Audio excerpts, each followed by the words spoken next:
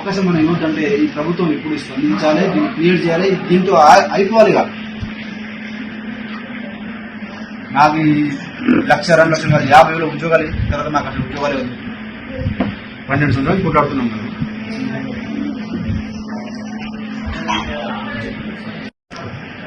ఇట్లా కాకుండా నేను 4 రోజులు 40,000 పడుతున్నా నేను చచ్చిపోయినా కూడా మీకు ఉపయోగం ఉండదు, నాకు ఉపయోగం ఉండదు.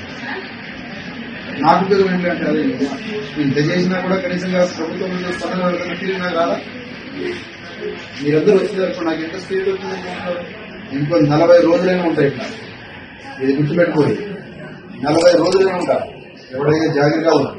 మనము ప్రభుత్వాన్ని కించపడడానికి, ప్రభుత్వాన్ని తప్పుకోవడానికి కాదు, ప్రభుత్వంతో మనం స్థాపించిన ప్రభుత్వాన్ని మనం పనిచేసుకునేలాగా ఖచ్చితంగా ఒత్తిడి పెడతాం, విడిచిపెడతాం. అవ్వాలి 70 సంవత్సరాలు ఇంకేం రోజులు రాజకీయం చేస్తారు? నిరుద్యోగం అంటే ఒక సామాజిక సమస్య అయింది. తిప్పి కొడితే 40,000 పోస్టులు గట్టిగా 25,000 జేఏసీ, 5,000 గ్రూప్ 1, గ్రూప్ 2, 1000 పోస్టులు గ్రూప్ 1, మిగతా పోస్టులు ఏముంటాయి ఆ జీవో నెంబర్ 46. ఇంకా పోస్టులు కలిస్తే ఇంకో 5,000, 10,000. నువ్వు 1,00,000, 2 లక్షలు అన్నాడు. వాడికి నోరు లేదు, అదుపు లేదు, 40,000 పోస్టులు ఇప్పుడు రిలీజ్ అయ్యి గ్రూప్ 2, 3 పోస్టులు పెంచు 5,000, గ్రూప్ 1 5,000, 1,000 చేయి, అవన్నీ 100 చేయి, లేదంటే ఆ మెగా డిఎస్ 20,000 పోస్ట్ చేయి. ఇవన్నీ తిప్పి కూడా 40,000 కూడా లేవుగా సార్, 40,000 కూడా లేవుగా. ఇది జరగాలి. 50,000 కోట్లు మూసీలో ఎవరు పెట్టమన్నాడు? అప్పులు తీసుకొచ్చి ట్రిపుల్ ఎవరు పెట్టమన్నాడు?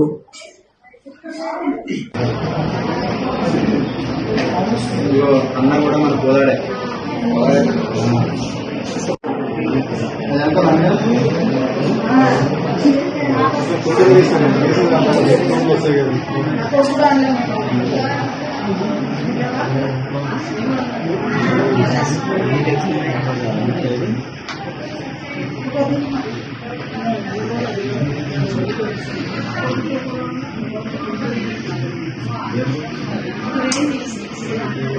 ఏదైతే నిరాహార దీక్ష చేస్తున్నారో యావత్ తెలంగాణలో ఉన్న ప్రతి ఒక్క నిరుద్యోగి చూస్తున్నారు.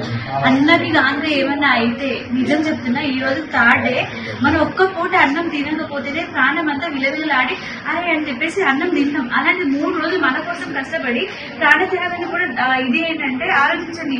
ప్రభుత్వాన్ని ఒకటే డిమాండ్ చేస్తున్నాము, అన్నానికి మాత్రం ఏదైతే అది మీ పూర్తి బాధ్యత, అది మీదే. ఎందుకంటే నిర్లక్ష్యం వహిస్తున్నారు, నిరుద్యోగులు అంటేనే నిర్లక్ష్యం వహిస్తున్నారు. ఎవరైతే ఉన్నారో ఈ ప్రభుత్వం రావడానికి ప్రతి ఒక్క నిరుద్యోగి మూలన గ్రామానికి వెళ్ళి ఇంత చేస్తే మీరు ఇచ్చే గిఫ్ట్ ఇద్దా అండి. ఈ రోజు అన్నకి మాత్రం ఏదైతే గాంధీ హాస్పిటల్ చుట్టూ ఖచ్చితంగా మేము నిరుద్యోగులతో సహా ఇంకా వస్తాము. ఇది ఒక పరిణామం మాత్రమే మేము ఇక్కడికి రావడం. ఈ 30 మందితో కలిసి ఈ 30 మంది 30,000 మంది అవుతారు. ఆలోచించండి. ప్రతిపక్షాలు కూడా మీరు ఒక్కసారి ఆలోచించాలి. ఈ గవర్నమెంట్ చేసేది ఏంటో మీరు కూడా ఆలోచించి అన్నకి మద్దతుగా ఈ రోజు ఇంతమంది వచ్చినాము. అండ్ సిడి కూడా వచ్చింది. మీరు ఒక్కసారి ఆలోచించండి. మా డిమాండ్స్ ఏంటో మీకు తెలుసు. గ్రూప్ 2, గ్రూప్ 3 పోస్టులు పెంచాలి, అండ్ డిఎస్సీ మెగా డిఎస్సీ వేయాలి, అండ్ గ్రూప్ 1:100 చేయాలి అని చెప్పేసి ప్రతి ఒక్క నిరుద్యోగి ఈ రోజు రోడ్ల మీద తిరుగుతున్నాము. మీరు ఆలోచించాలి, స్పందించాలి దీని మీద.